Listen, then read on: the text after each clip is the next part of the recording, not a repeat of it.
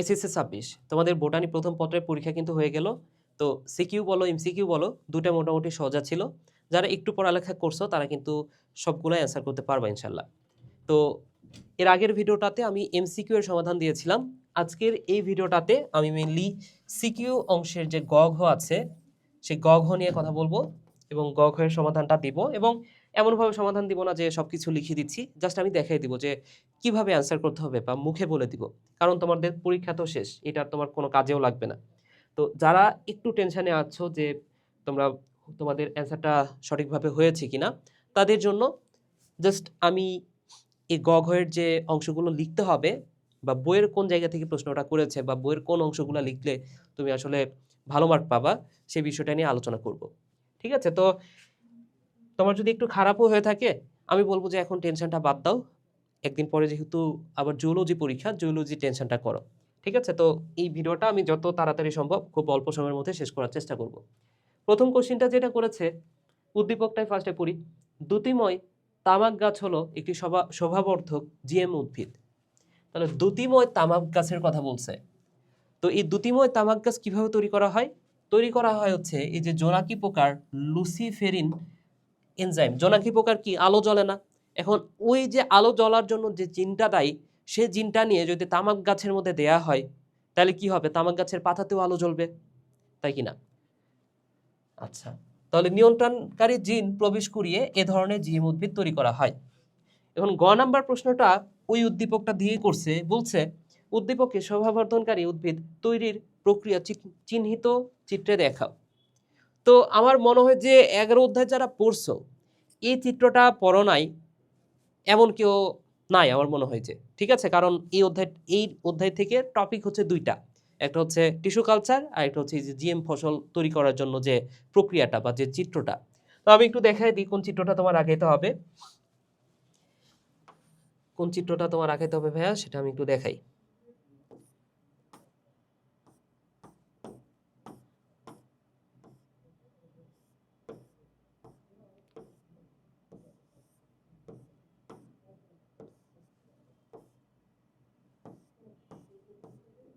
ওকে, এই যে এই চিত্রটা, এই চিত্রটা যারা ঠিকঠাক মতো আগাইতে পারছো তোমরা ফুল নাম্বারটা পাবা। ঠিক আছে? তো এই চিত্রটা তোমার আগাইতে হবে এবং এখান থেকে একটা কোশ্চেন ছিল এমসিকিউতে, সেটা হচ্ছে ট্রান্সফরমেশন প্রক্রিয়ায় এই যে রিকম্বিনেন্ট ডিএনএ যেটা, সেটা ডিএনএ প্লাজমিড যেটা, সেটা ব্যাকটেরিয়ামে প্রবেশ করানো হয়। তাহলে প্রক্রিয়াটার নাম হচ্ছে ট্রান্সফরমেশন। তো এই প্রশ্নটা এমসিকিউতে ছিল। ওকে, তাহলে আশা করি বুঝতে পেরেছো কিভাবে কোন চিত্রটা আঁকাইতে হবে। এবার পরের অংশটুকু আমরা একটু পড়ি। আরিফ সাহেব একটি বিশেষ প্রক্রিয়া কাঁচ পাত্রের মধ্যে, তাহলে কাঁচ পাত্র বলছে মানে আমরা বুঝে নিব যে এইটা টিস্যু কালচারের কথা বলছে। উক্ত জিএম উদ্ভিদের অসংখ্য চারা তৈরি করলেন।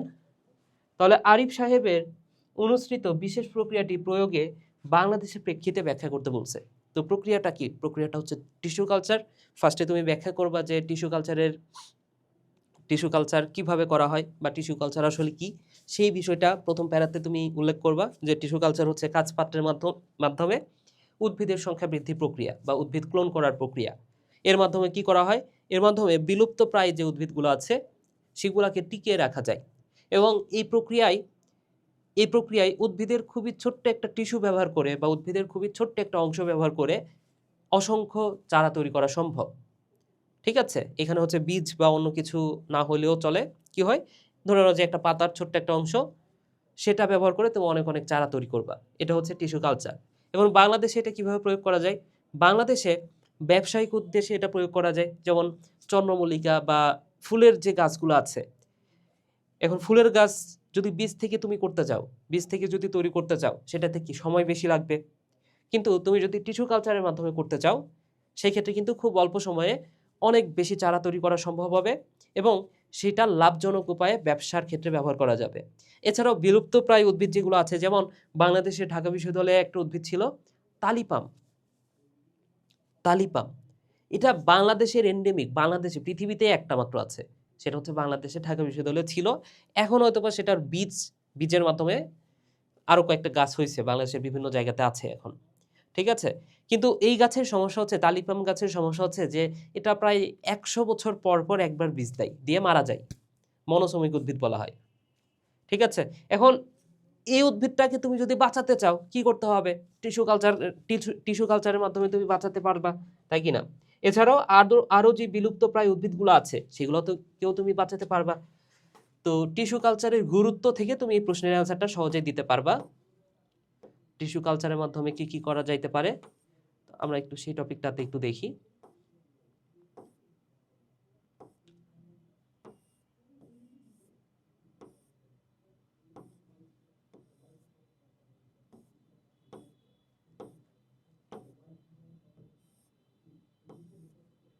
ওকে, এই যে দেখো, এই যে টিস্যু কালচারের মাধ্যমে কি করা যেতে পারে? টিস্যু কালচারের মাধ্যমে দেখো গোলাপ, তারপরে গ্লাডিওলাস, লাল পাতা, নানা ধরনের অর্কিডের চারা উৎপাদন করা যায়। ঠিক আছে? এছাড়াও ইপিলিপিল, মেহগনি, কলিম কলিদ কদম, এগুলোরও চারা তৈরি করা যায়। তো এইখানে এই টপিকগুলো থেকে তোমার উল্লেখ করতে হবে। এই যে দেখো, ঢাকা বিশ্ববিদ্যালয়ের উদ্ভিদ বিজ্ঞান বিভাগে বেশ কিছু উদ্ভিদ টিস্যু কালচার গবেষণার মাধ্যমে সম্পাদন করা হয়েছে। এর মধ্যে উল্লেখযোগ্য কয়েকটা, আচ্ছা এই যে দেশীয় অর্কিডের চারা উৎপাদন, এগুলোই বাংলাদেশে, তাই না? এছাড়াও বাংলাদেশি কৃষক পর্যায়ে টিস্যু কালচার পদ্ধতির ব্যবহার করা হচ্ছে। হ্যাঁ, এর মাধ্যমে প্রতিরোধক্ষম জাত উৎপাদন করা যায়। তারপরে এই যে বিভিন্ন উদ্ভিদের টিস্যু কালচার করা যায়, তাহলে বাংলাদেশে এইগুলো আছে। তো এই কথাগুলো তোমার জাস্ট উল্লেখ করতে হবে। এছাড়াও এই যে বৈদেশিক মুদ্রা অর্জন করা যায়, যেটা বললাম যে ব্যবসায়িক ক্ষেত্রে, হ্যাঁ, তারপরে যে কোষ আবাদ, টিস্যু কালচার আবাদ, এগুলোর মাধ্যমে ক্লোন করা যায়। তারপরে ধরে নাও যে কোনো একটা উদ্ভিদ খুব ভালো ফলন দেয়, কোনো একটা আম গাছ খুব ভালো ফলন দিচ্ছে, সেই ভালো ফলনযুক্ত আম গাছের মতো হুবহু আম গাছ পাওয়ার জন্য কি করা যেতে পারে? টিস্যু কালচার করা যেতে পারে। তাহলে উন্নত জাতের উদ্ভিদ তৈরি করা যেতে পারে। বুঝছো বিষয়টা? এছাড়াও তুমি যদি চাও যে হ্যাপ্লয়েড উদ্ভিদ তৈরি করবা, যেমন গোয়ান 18, হ্যাঁ, চীন দেশের এটা, গোয়ান 18, জিনহুয়া, এগুলো হচ্ছে হ্যাপ্লয়েড উদ্ভিদ। তো তুমি যদি হ্যাপ্লয়েড উদ্ভিদ তৈরি করতে চাও তাহলে পরাগধানী কালচার করতে হবে। অল্প সময়ে অধিক চারা উৎপাদন, এগুলো হচ্ছে তুমি বাংলাদেশে কাজে লাগাতে পারবা। মেরিস্টেম কালচার, তুমি যদি রোগমুক্ত চারা পেতে চাও তাহলে মেরিস্টেম কালচারের মাধ্যমে তুমি রোগমুক্ত চারা পাবা। তো এই যে কথাগুলো বললাম এগুলো তোমার উল্লেখ করতে হবে এই সৃজনশীলটাতে। এরপরে দেখো, উদ্দীপকে এম এর রাসায়নিক গঠন বর্ণনা করতে বলছে। তো এখানে এম আসলে কি? ক্রোমোজোমটাকে বোঝানো হচ্ছে, এবং ক্রোমোজোমের ভেতরে তো ডিএনএ আছে। এই ডিএনএ এর রাসায়নিক গঠন তোমার বর্ণনা করতে হবে। বুঝছো কিনা? এখন ডিএনএ কি দ্বারা গঠিত? ডিএনএ 3টে উপাদান দ্বারা গঠিত। ডিএনএ এর এই যে নিউক্লিক অ্যাসিড, এটাকে ভাঙলে তুমি কি পাও? নিউক্লিওসাইড পাও। নিউক্লিওসাইড পাও, সরি নিউক্লিওটাইড পাও ফার্স্টে।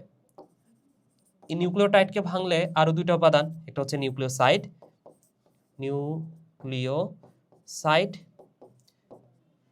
নিউক্লিওসাইড প্লাস পাবা হচ্ছে ফসফরিক অ্যাসিড।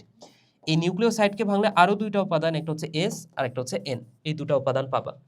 তাহলে এই যে গঠনটা আমি বই থেকে একটু দেখাই দিই, কোন অংশটা ব্যাখ্যা করতে হবে তোমার।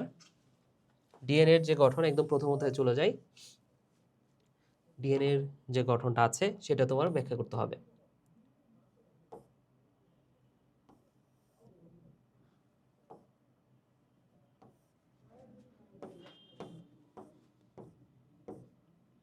ক্রোমোজোমের ভৌত গঠন কিন্তু ব্যাখ্যা করা যাবে না, ঠিক আছে?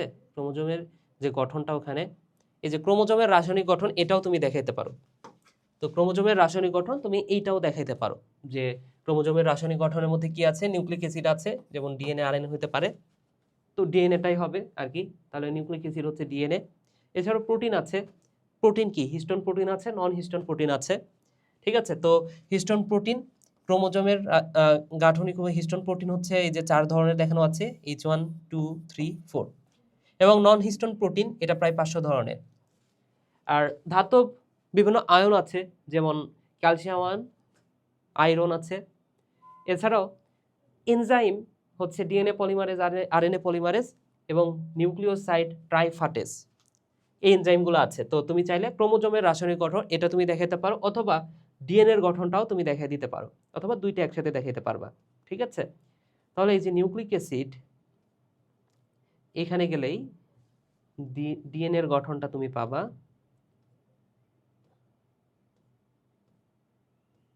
এই যে ডিঅক্সিরাইবো নিউক্লিক অ্যাসিড, এখানে ডিএনএ এর ভৌত গঠন আছে, এরপরে আছে ডিএনএ এর রাসায়নিক গঠন।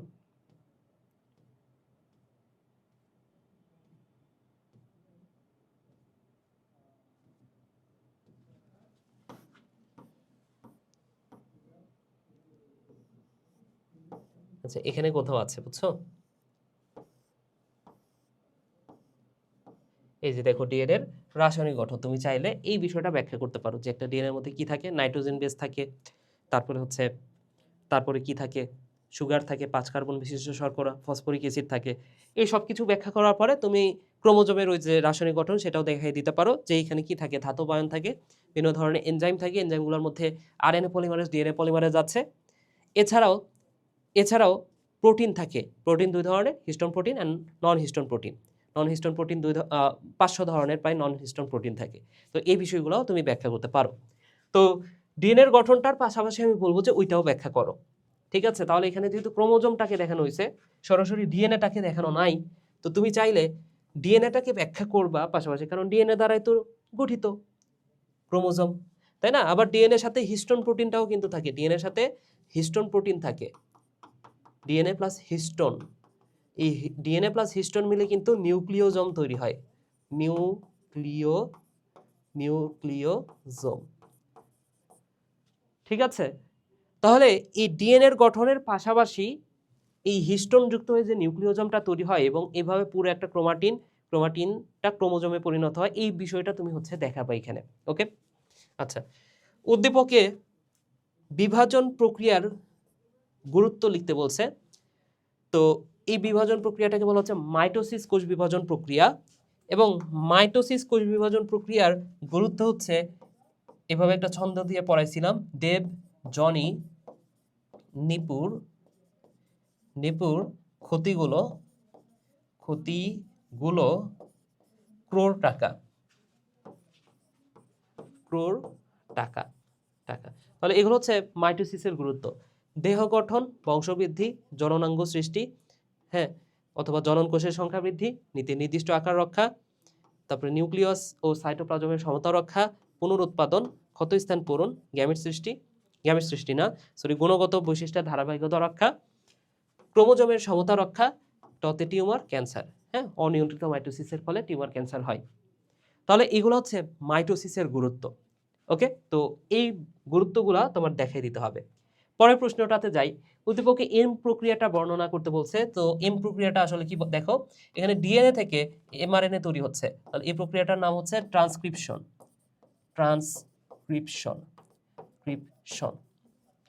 তো ট্রান্সক্রিপশন প্রক্রিয়াটার বর্ণনা দিতে বলছে, ট্রান্সক্রিপশন প্রক্রিয়ার বর্ণনা তুমি দিবা, ট্রান্সক্রিপশনে কি হয় সেই কথাগুলো তুমি লিখবা। আমি হচ্ছে এটা পুরো ক্লাসে খুব সুন্দর মতো এই বিষয়টা বুঝাইছিলাম। Replication, transcription and translation. তো ট্রান্সক্রিপশনে কি কি হয় পয়েন্ট আকারে লিখে দিছি, ওই পয়েন্টগুলো তোমার লিখতে হবে, অথবা বইয়ের ট্রান্সক্রিপশন টপিক কোথায় আছে এটা তো তুমি জানো, ওই কথাগুলো লিখলেই হচ্ছে।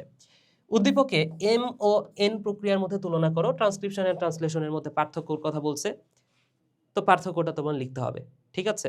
সো ট্রান্সলেশনে কি লাগে, ট্রান্সলেশনে প্রোটিন তৈরি হয়, ট্রান্সক্রিপশনে আরএনএ তৈরি হয়, তাই না? ট্রান্সলেশনে জেনেটিক কোড লাগে, জেনেটিক কোড বলতে হচ্ছে টিআরএনএ দরকার হয়, এখানে দরকার হচ্ছে না। হ্যাঁ, এমআরএনএ কে সাস হিসেবে ব্যবহার করা হচ্ছে ট্রান্সলেশনে, এখানে ট্রান্সক্রিপশনে ডিএনএ কে সাস হিসেবে ব্যবহার করা হয়। তো এরকম যে পার্থক্যগুলো আছে সেই পার্থক্যগুলো তোমার লিখতে হবে। ওকে, তাহলে আমরা সামনের দিকে যাই। এ এবং বি জীবদেহে বিদ্যমান দুইটি জৈব রাসায়নিক বস্তু, এ যৌগের একক হচ্ছে অ্যামাইনো অ্যাসিড। তাহলে এ যৌগের একক হচ্ছে অ্যামাইনো অ্যাসিড, তাহলে এই যৌগটা আসলে কি, এটা হচ্ছে প্রোটিন ভাইয়া, এই যৌগটা হচ্ছে প্রোটিন, এর একক হচ্ছে অ্যামাইনো অ্যাসিড, বুঝছো? এটাকে আবার ধইরো না যে এটা এই এ হচ্ছে অ্যামাইনো অ্যাসিড, না, এ যৌগের একক হচ্ছে অ্যামাইনো অ্যাসিড, তাহলে এই যৌগটা কি, প্রোটিন। বি যৌগটি দেহের রাসায়নিক বিক্রিয়া প্রভাবকের ভূমিকা পালন করে, তার মানে কি, এটা হচ্ছে এনজাইম, এটা হচ্ছে এনজাইম। গ নাম্বার প্রশ্ন বলছে যে উদ্দীপকে বি যৌগটির ক্রিয়া কৌশল ব্যাখ্যা করো। তো বি যৌগটার ক্রিয়া কৌশল ব্যাখ্যা করার জন্য ওই যে তালাচাবি মতবাদ আছে না, ওটা তোমার ব্যাখ্যা করতে হবে, বুঝছো? তাহলে এনজাইম টপিকটাতে আমরা চলে যাই, অনেক দূর চলে আসছি আমরা।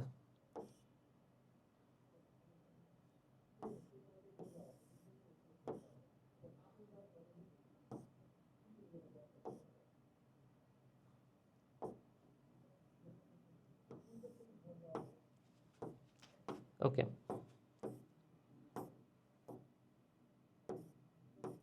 যে এখানে এনজাইমের ক্রিয়া কৌশল আছে, কাজের কৌশল।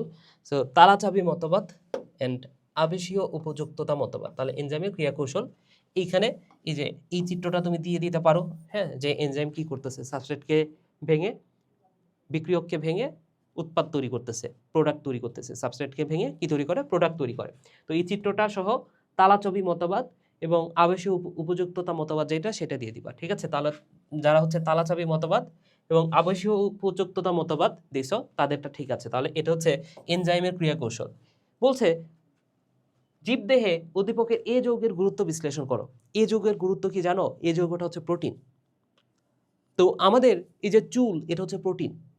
আমাদের এই যে লোম, এটা প্রোটিন। আমাদের চামড়া প্রোটিন, আমাদের মাংস প্রোটিন, আমাদের হাড় এটা হচ্ছে প্রোটিন, আমাদের দেহের নখ এটা হচ্ছে প্রোটিন, আমাদের দেহের চুল থেকে শুরু করে একদম নিচ পর্যন্ত যা কিছু আছে সব প্রোটিন।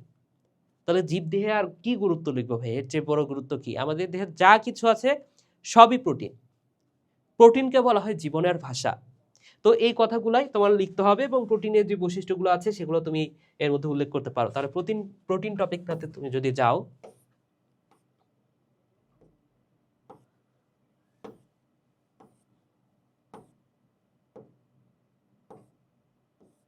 আচ্ছা এই যে প্রোটিন, প্রোটিন কথাটার অর্থই হচ্ছে, প্রোটিন শব্দটা আসে প্রোটিওস থেকে।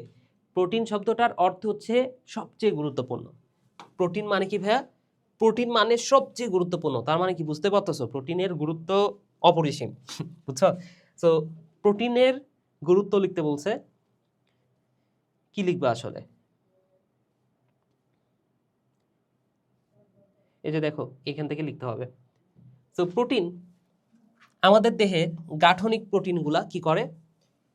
ত্বক, চুল, শিং, খুর, অন্তঃকঙ্কাল, অস্থি, তরুণাস্থি, যোজক টিস্যু এগুলা তৈরি করে গাঠনিক প্রোটিন। কার্যকরী প্রোটিন কাজ করে। কার্যকরী প্রোটিন কি করে? কাজ করে, যেমন এনজাইম, হরমোন, ভিটামিন, শ্বাসরঞ্জক। তাহলে এনজাইম একটা প্রোটিন। এনজাইম আমাদের দেহের ক্রিয়া বিক্রিয়া নিয়ন্ত্রণ করে। হরমোন কি করে? এটাও ক্রিয়া বিক্রিয়া নিয়ন্ত্রণ করে, হ্যাঁ, বা আমাদের দেহের অনেক কিছু কন্ট্রোল করে। ভিটামিন কি করে? আমাদের দেহকে রোগ প্রতিরোধ ক্ষমতা সম্পন্ন করে। শ্বাসরঞ্জক অক্সিজেন, কার্বন ডাই অক্সাইড পরিবহন করতেছে। প্রোটিনের ভূমিকা বুঝছো? ঠিক আছে। এরপরে দেখো আরো কিছু প্রোটিন আছে। এখানে হচ্ছে এই যে এইখানে তুমি যে আরো দেখো যে আমাদের ত্বক, শিং, নখ, খুর, পালক এগুলাতে কেরাটিন থাকে, হ্যাঁ, কোলাজেন এগুলো কি অস্থি, হাড়, টেন্ডন, যোজক টিস্যু এগুলো তৈরি করতেছে। তাহলে এই যে ব্যবহারগুলা, এইখান থেকে আসলে তোমার প্রোটিনের গুরুত্বটা ব্যাখ্যা করতে হবে। তো এখানে কি শুধু প্রাণীর কথা বলছে? জীবদেহের কথা বলছে। তাহলে জীবদেহের কথা বললে, জীব মানে তো উদ্ভিদ এবং প্রাণী দুইটাই না? তাহলে উদ্ভিদের কথাও তুমি উল্লেখ করতে পারবে এখানে। যেমন এই যে শস্য দানায় কোনটা থাকে? শস্য দানায় গ্লুটেনিন থাকে। গ্লোবিউলিন কোথায় থাকে? গ্লোবিউলিন থাকে চোখের লেন্সে, ডিমের কুসুমে থাকে, মাংসপেশিতে থাকে, মটর বীজে। এই যে যত উদাহরণ আছে, এই উদাহরণগুলো দিয়েই তুমি হচ্ছে এই কথাগুলো লিখতে পারো। বুঝছো? এইভাবে যারা লিখছো তাদেরটা তোমরা হচ্ছে ফুল নাম্বার পাবা। আশা করি বুঝাইতে পেরেছি। এই যে দেখো প্রোটিনের কাজ, এই প্রোটিনের কাজটা তুমি দিয়ে দিতে পারো। যদি ওইভাবে লিখতে অসুবিধা হয়, এই প্রোটিনের কাজটা তুমি দিয়ে দিতে পারো যে প্রোটিন কি করতে পারে? গাঠনিক উপাদান হিসেবে কাজ করতেছে, প্রোটিন শক্তি উৎপাদন করতেছে, এরপরে বিভিন্ন অঙ্গাণু কোষঝিল্লির গঠন উপাদান হিসেবে কাজ করতেছে, এনজাইম হিসেবে বিভিন্ন ক্রিয়া বিক্রিয়া নিয়ন্ত্রণ করে। তো প্রোটিনের কাজ যদি তুমি দিয়ে দাও, এখান থেকে এটাই এনাফ হবে তোমার জন্য। ওকে, ঠিক আছে। তাহলে প্রোটিনটার গুরুত্বটাও বুঝতে পারলা। এরপরে আসো উদ্দীপকে কে, কে হচ্ছে উলোথ্রিক্স। উলোথ্রিক্স, উলোথ্রিক্স। অ্যান্ড এল কি? এটা হচ্ছে প্রোথ্যালাস। কিসের? টেরিসের, টেরিসের প্রোথ্যালাস। তাহলে কে এর অযৌন জননের চিত্র আঁকাইতে বলছে। তো অযৌন জননের একটা চিত্র আছে কিন্তু তোমাদের বইয়ে, ঠিক আছে? খুবই সহজ একটা চিত্র, আমি জাস্ট একটু দেখাই দিই তোমাদের। তাহলে উলোথ্রিক্সের অযৌন জননের চিত্র,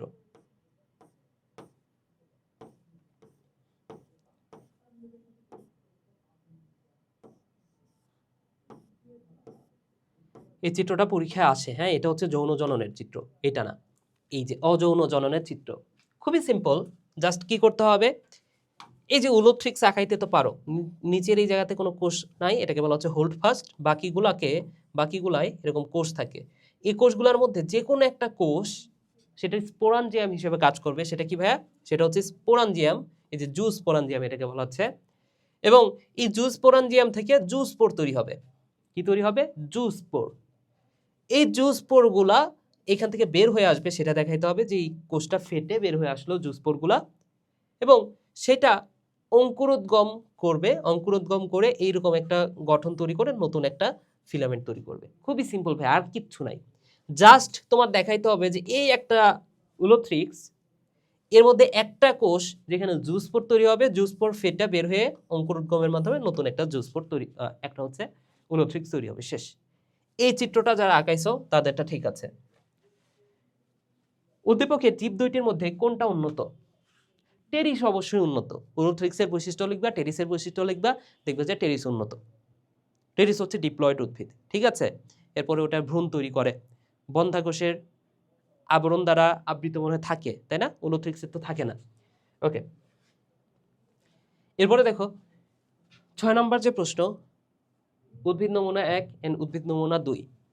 তো এখানে বলছে স্পাইকলেট পুষ্পমঞ্জরি থাকে, পরাগধানী সর্বমুখ, অর্থাৎ এটা কি নির্দেশ করতেছে বলতো? এটা নির্দেশ করতেছে হচ্ছে, এটা কি নির্দেশ করে ভাইয়া? এটা হচ্ছে পোয়েসি গোত্র। পোয়েসি গোত্র। এটা কি নির্দেশ করতেছে? এটা হচ্ছে মালভেসি। মালভেসি। মালভেসি গোত্র নির্দেশ করে। তাহলে উদ্ভিদ নমুনা 1 এর মূলের অন্তর্গঠন শনাক্তকারী বৈশিষ্ট্য লিখতে বলছে। তাহলে আমরা যদি অষ্টম অধ্যায়ে চলে যাই, অষ্টম অধ্যায়ে এটার অ্যান্সার আছে। একবীজপত্রী মূলের অন্তর্গঠনের যে ব্যাখ্যাটা, চিত্রসহ যে ব্যাখ্যাটা, সেটা আমাদের অষ্টম অধ্যায়ে যেতে হবে। ঠিক আছে।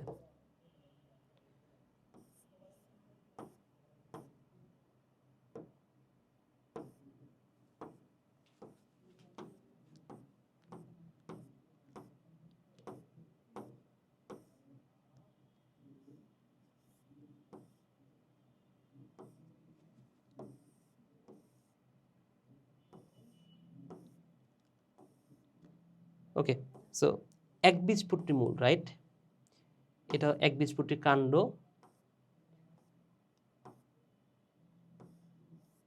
একবীজপত্রী কাণ্ডের অন্তর্গঠন, এরপরে মূল আসবে। এই যে একবীজপত্রী মূলের অন্তর্গঠন। তো এইখানে তোমার হচ্ছে এই চিত্রটা আঁকাইতে হবে এবং মূলের অন্তর্গঠনের যে এই যে ব্যাখ্যাটা, সেটা তোমার দিতে হবে। যেমন কি ব্যাখ্যা দিবা? ব্যাখ্যা দিবা হচ্ছে এখানে যে কর্টেক্স, এই যে কর্টেক্স তো আছে, এবং কর্টেক্স হচ্ছে অনেকগুলা, মানে অনেক বড় হয়, কর্টেক্সটা একটু বৃহদাকৃতির হয়। কেন? কারণ মূলের খাদ্য সঞ্চয় করতে হয়, তাই। কর্টেক্সের কাজ কি? খাদ্য জমা রাখা, খাদ্য সঞ্চয় করা। তাহলে এই কর্টেক্স এটা বহু স্তর বিশিষ্ট হয়, কয়েক স্তর না, বহু স্তর বিশিষ্ট হয়। ঠিক আছে, তাহলে এই বিষয়গুলা, এই কথাগুলা, অন্তর্গঠনটা তোমার ব্যাখ্যা করতে হবে। বুঝছো? শনাক্তকারী বৈশিষ্ট্য হচ্ছে ওইটাই। উদ্ভিদ নমুনাটি পুষ্প সংকেত কি একই ধরনের? উদ্ভিদ নমুনাটির পুষ্প সংকেত কি একই ধরনের? না, পুষ্প সংকেত একই ধরনের কেমনে হয়? পুষ্প সংকেত হচ্ছে জবার আলাদা, মালভেসি গোত্রের জবার যদি ধরি জবার আলাদা, পৈসি গোত্রের ধান যদি ধরি সেটার আলাদা। ঠিক আছে, তো পুষ্প সংকেতে এটার অ্যান্সার আছে, এবং অবশ্যই একই হবে না, সিম্পল কথা। এটা হচ্ছে সপ্তম অধ্যায় থেকে প্রশ্নটা করছে, পুষ্প সংকেত থেকে। ওকে, সো আমি যদি একটু এই পুষ্প সংকেতটা দেখাই।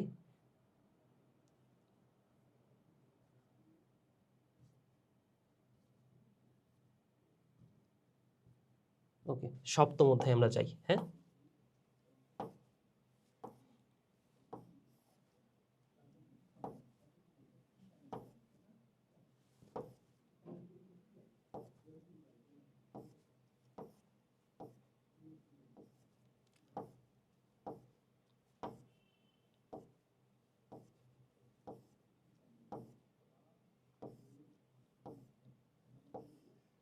এই যে দেখো পুষ্প সংকেত হচ্ছে জবার এটা, ধানের এটা। তো অবশ্যই মিল নাই। কোথায় কি আছে? এটা হচ্ছে এই যে এটা হচ্ছে বহু প্রতিসম, দেন উভলিঙ্গ। ঠিক আছে, এই ধান হচ্ছে এক প্রতিসম উভলিঙ্গ। ঠিক আছে, জবার উপবৃত্তি বৃত্তি দল আছে, কিন্তু ধানের কি আছে? পুষ্পপুট আছে। তাহলে এই কথাগুলো তোমার হচ্ছে পরে ব্যাখ্যা করতে হবে। তাহলে পুষ্প সংকেত দিয়ে ব্যাখ্যা করে তখন দেখাইতে হবে যে হ্যাঁ, দুইটার মধ্যে মিল নাই। এরপরে দেখো এই প্রশ্নটা করছে নবম অধ্যায় থেকে, এবং এটা কি চিত্র বলতো? এটা C4। হ্যাঁ, এটা হচ্ছে মেসোফিল টিস্যু, এটা হচ্ছে বান্ডল শিট টিস্যু। তো উদ্দীপকের চক্রটি যে উদ্ভিদে সংগঠিত হয় তার বৈশিষ্ট্য লিখতে বলছে। তাহলে C4 উদ্ভিদের যত বৈশিষ্ট্য আছে সেগুলো লিখবা। C4 উদ্ভিদ কত ডিগ্রি সেলসিয়াস তাপমাত্রায় ভালো কাজ করে, ভালো কাজ করতে পারে সেটা। তারপর উৎপাদন ক্ষমতা হচ্ছে C4 উদ্ভিদের বেশি, কোন উদ্ভিদগুলা কি C4 বলা হচ্ছে, এই বিষয়গুলা তোমার হচ্ছে ব্যাখ্যা করতে হবে, বৈশিষ্ট্য লিখতে হবে। জীবজগতে উদ্দীপকের প্রক্রিয়াটার গুরুত্ব লিখতে বলছে। তাহলে উদ্দীপকের প্রক্রিয়াটা হচ্ছে সালোক সংশ্লেষণ। তো সালোক সংশ্লেষণের গুরুত্ব এটা কে না জানো ভাই, 9-10 থেকে এই প্রশ্নটা আসে। সালোক সংশ্লেষণের গুরুত্ব, সালোক সংশ্লেষণ না হইলে তো উদ্ভিদ খাদ্য তৈরি করতে পারবে না। উদ্ভিদ যদি খাদ্য তৈরি না করতে পারে তাহলে উদ্ভিদ মারা যাবে। আর উদ্ভিদের ওপর পৃথিবীর সকল প্রাণী কোনো না কোনোভাবে নির্ভরশীল। উদ্ভিদ যদি খাদ্য তৈরি করতে ব্যর্থ হয়, পৃথিবীর সকল প্রাণী কোনো না কোনোভাবে না অবশ্যই মারা যাবে, খাদ্যের অভাবে মারা যাবে। এবং আরও একভাবে মারা যাবে, সেটা হচ্ছে পৃথিবীতে যে অক্সিজেন সেটাও তো প্রাণীরা ইউজ করে, তাই না? এখন উদ্ভিদ কি করে, কার্বন ডাই অক্সাইড থেকে খাদ্য তৈরি করে অক্সিজেন নির্গমন করে, এই অক্সিজেনটাই তো প্রাণীরা গ্রহণ করে। তাহলে উদ্ভিদ যদি না থাকে পৃথিবীতে অক্সিজেন থাকবে না, আর অক্সিজেন না থাকলে প্রাণীর কোনো অস্তিত্বই থাকবে না। এই কথাগুলো তোমার ব্যাখ্যা করতে হবে। এটা হচ্ছে সালোক সংশ্লেষণের গুরুত্ব। এবং 12 অধ্যায় থেকেও একটা কোশ্চিন করা হয়েছে সারপ্রাইজিংলি, ঠিক আছে? 12 অধ্যায় থেকে খুব বেশি কোশ্চিন কিন্তু হয় না, কিন্তু এবার করছে। কিন্তু কোশ্চিনটা কঠিন না, কোশ্চিনটা ইজি। দেখো এখানে এ চিত্রটা আসলে কি চিত্রটা তোমার বুঝতে হবে। এটা হচ্ছে ক্যাকটাস। এটা কি ভাইয়া? এটা হচ্ছে ক্যাকটাস। এবং বি চিত্র যেটা, সেটা হচ্ছে লবণাক্ত পানির উদ্ভিদ বা হ্যালোফাইট যাদেরকে বলা হয়। এটা হচ্ছে হ্যালোফাইট। লবণাক্ত প্রাণীর উদ্ভিদ মানে কি? হ্যালোফাইট। তাহলে উদ্দীপকে এ মানে কি? ক্যাকটাসের কথা বলছে। ক্যাকটাসের অভিযোজনিক যে বৈশিষ্ট্য সেটা ব্যাখ্যা করতে বলছে। তো ক্যাকটাস কি? মরুভূমির উদ্ভিদ। মরুভূমির উদ্ভিদে কি দেখা যায়? একটা এমসিকিউ তো ছিল যে লুকায়িত পত্ররন্ধ্র দেখা যায়। লুকায়িত পত্ররন্ধ্রের কাজ হচ্ছে প্রসেদন হ্রাস করা। এর প্রাচীর একটু পুরু হবে। দেখো তুমি যদি এটা নাও জানো, তারপরও ধারণার উপর কিন্তু কিছু লেখা যায়। যদি তুমি জানো যে ক্যাকটাস হচ্ছে একটা মরুভূমির উদ্ভিদ, যেমন প্রসেদন হ্রাস করা লাগবে, মরুভূমিতে তো এমনিতে পানি নাই, তার মানে কি এই ক্যাকটাস উদ্ভিদটা পানি ধারণ করে রাখতে পারবে, এরকম করে একটা সিস্টেম আছে যে পানি বেশি বেশি পানি ধারণ করতে হবে। আবার একটা জিনিস চিন্তা করে বলতো যে মরুভূমির উদ্ভিদের মূলগুলা কেমন হবে? সুগঠিত হবে নাকি খুব একটা ভালো হবে না? অবশ্যই সুগঠিত হতে হবে। কেন সুগঠিত হতে হবে? কারণ বৃষ্টি খুবই কম হচ্ছে, মরুভূমিতে বৃষ্টি খুবই কম। যখনই বৃষ্টি হবে সামান্য একটুও পানি যদি পায়, সেই পানিটা কি শোষণ করতে হবে, এবং শোষণ করার জন্য মূলটা কেমন হবে? ভালো হইতে হবে, উন্নত হইতে হবে, তাই না? এখন পানি শোষণ করার পরে পানিটাকে বের হতে দেওয়া যাবে না, প্রশোধন করতে দেওয়া যাবে না। তার মানে কি ত্বকটা পুরু হইতে হবে, সূর্যের আলো যতই হোক পানিটা যাতে বের না হতে পারে, লুকায়িত পত্ররন্ধ্র থাকবে, হ্যাঁ, একটু ঝোপঝাড় কাটা যুক্ত হবে যাতে কি সে খেয়ে না ফেলতে পারে। তাহলে এই বৈশিষ্ট্যগুলো হচ্ছে এই ক্যাকটাসের বৈশিষ্ট্য। বি উদ্ভিদটি যে বনাঞ্চলে পাওয়া যায় তা আমাদের দুর্যোগ থেকে আরো সুরক্ষা দেয়। বুঝতে পারতেছো? এটা হচ্ছে হ্যালোফাইট, লবণাক্ত মাটির উদ্ভিদ। এটা হচ্ছে ম্যানগ্রোভ বনভূমি, সুন্দরবনের কথা বলতেছে। বাংলাদেশের লবণাক্ত পানি কোথায় থাকে? সুন্দরবনই তো আছে, তাই না? ওই বনের কথা বলতেছে। এখন সুন্দরবনকে কিভাবে রক্ষা করে? এই যে এখানে যে মূলগুলা বের হয়েছে এগুলো হচ্ছে শ্বাসমূল। এছাড়াও লবণাক্ত মাটির আরেকটা মূল পাওয়া যায় এই উদ্ভিদগুলার, সেটা হচ্ছে ঠেসমূল। ঠিক আছে? ঠেসমূল কি করে? আমরা জানি যে ম্যানগ্রোভ বনভূমিতে কি হয়? জোয়ার ভাটা হয়। তো জোয়ার ভাটা যেহেতু হচ্ছে, এখন জোয়ার ভাটার পানির কারণে, জোয়ার ভাটার কারণে কিন্তু হচ্ছে অনেক ক্ষতিগ্রস্ত হইতে পারে, কিন্তু স্থলজ যে অঞ্চলটা সেটা কিন্তু ক্ষতিগ্রস্ত হতে পারে। কিন্তু ক্ষতির হাত থেকে রক্ষা করে কে বলতো? ক্ষতির হাত থেকে রক্ষা করে এই উদ্ভিদগুলা, লবণাক্ত মাটির যে উদ্ভিদগুলো আছে সেগুলা এই জোয়ার ভাটার ক্ষতি থেকে রক্ষা করতেছে। ঠিক আছে? তো কিভাবে রক্ষা করতেছে? এদের মূলটা মাটির অনেক গভীরে যেতে পারে না, উপরের দিকে একটু উঠে আসে, যেগুলো হচ্ছে শ্বাসমূল। কিন্তু আরেকটা মূল আছে যেটাকে বলা হচ্ছে ঠেসমূল। ঠেসমূল দিয়ে ওই যে জোয়ার ভাটা যেহেতু হচ্ছে, উদ্ভিদের এই কাণ্ড থেকে ধরে নাও এখানে একটা ঠেসমূল, এই যে এখান থেকে এটা হচ্ছে ঠেসমূল। ঠিক আছে? কাণ্ড থেকে তৈরি হচ্ছে এই মূলটাকে কি বলা হচ্ছে? হ্যাঁ, এটার নাম হচ্ছে ঠেসমূল। এই ঠেসমূল দিয়ে উদ্ভিদ নিজেকে সাপোর্ট দেয়, এবং সাথে সাথে ওই এলাকার যত মাটি আছে মূল দিয়ে ওই মাটিগুলা ধরে রাখে। ঠিক আছে? যাতে মাটি যাতে হচ্ছে ওই ভাটার সাথে সাথে মাটিগুলা চলে না যায়। ঠিক আছে? এভাবে আমাদের যে বন্যাপ্রবণ এলাকাগুলো আছে বনাঞ্চল, এই বনাঞ্চলটা আমাদের এই যে বন্যা বা বিভিন্ন প্রাকৃতিক দুর্যোগ এগুলা থেকে রক্ষা করতেছে। বুঝছো বিষয়টা? ওকে, সো এই হচ্ছে অ্যান্সার, এই হচ্ছে সিকিউর সমাধান। এমসিকিউর সমাধান অলরেডি আমি দিয়েছি। তো আশা করি তোমরা সিকিউ পাঁচটায় ভালো মতো লিখতে পেরেছো। আর পরের যে পরীক্ষাটা, পরের পরীক্ষার জন্য অলরেডি কিন্তু আমি 300+ এমসিকিউ সলভিং যে ক্লাসটা সেটা কিন্তু অলরেডি আপলোড করেছি ইউটিউবে। ঠিক আছে? তো সেটা দেখে নিতে পারো এবং সাজেশন যদি দরকার হয় বা যে কোনো ধরনের প্রয়োজনে তুমি কিন্তু কমেন্ট করতে পারো। তো এখানে ক্লাসটা শেষ করছি। সবাই ভালো থাকো, সুস্থ থাকো। টাটা।